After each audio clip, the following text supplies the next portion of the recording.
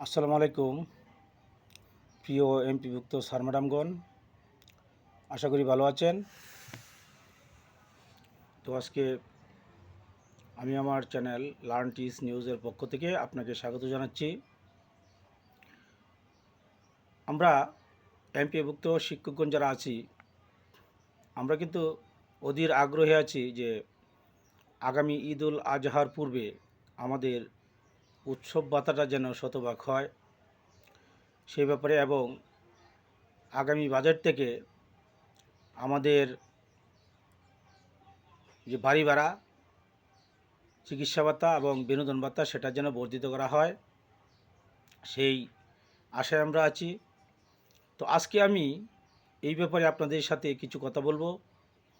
তো তার আগে আপনার কাছে আমার একটি ছোট্ট রিকোয়েস্ট, আপনি যদি এমপিভুক্ত শিক্ষক হন তাহলে আমার চ্যানেলটি সাবস্ক্রাইব করবেন, কারণ আপনার একটি সাবস্ক্রাইব আমার কাছে অনেক মূল্যবান, এবং আমাকে নতুন নতুন ভিডিও বানাতে এবং শিক্ষার সব আপডেট আপনার কাছে দিতে সাবস্ক্রাইব অধিক মূল্যবান। তো আজকে শুরু করা যাক যে আমাদের শিক্ষা ব্যবস্থায় বেতন কাঠামোর কী পরিবর্তন আসছে। প্রিয় স্যার ম্যাডামগণ, বিদায়ী শিক্ষা উপদেষ্টা ওয়াহিদুদ্দিন মাহমুদ বলে গিয়েছিলেন যে শিক্ষকদের উৎসব ভাতা পরিবর্তন করবে। তো সেই সূত্র ধরে জাতীয়করণ মহাজোট কয়েকদিন আগে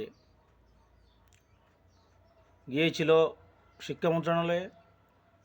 শিক্ষা উপদেষ্টার সাথে আলোচনা করে আমরা যেটা জানতে পেরেছি, ঈদুল আজহার আগেই আমাদের উৎসব ভাতার পরিবর্তন হচ্ছে, এটা প্রায় নিশ্চিত। তবে কত হচ্ছে সেটা কিন্তু সুস্পষ্ট করে বলেনি। তবে আশা করছি আমরা যে 25% আমরা যে উৎসব ভাতাটা পাই তার পরিবর্তে 50% হবে, এমনটাই শোনা যাচ্ছে। কর্মচারীদের 50%-এর পরিবর্তে 100% করবে।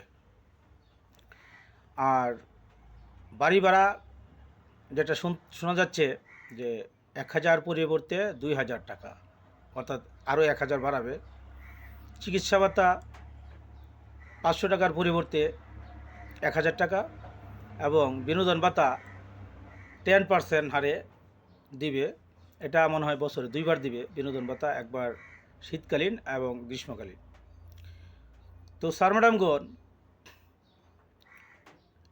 আমাদের শিক্ষা উপদেষ্টা আমাদের উৎসব ভাতার পরিবর্তন করবে ঈদুল আজহার আগেই, এমনটা প্রায় নিশ্চিত। তো এই বিষয়ে আরও কূটনৈতিক যোগাযোগ চলছে।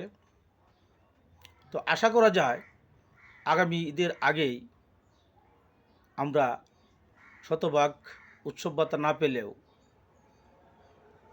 কিছু হলেও আমরা বাড়তি পাব।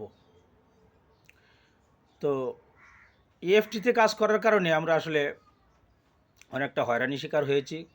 যা হোক, ইএমআইএসএল কাজ করছে, আর আমাদের যে এপ্রিল মাসের বেতন সেটাও কিন্তু এখনই কাজ করা শুরু করে দিয়েছে, এবং সপ্তম লটের যে শিক্ষক কর্মচারীরা বেতন পাবেন তারা কিন্তু ডিসেম্বর মাস থেকে পান নাই। তো তাদেরও কাজ চলছে।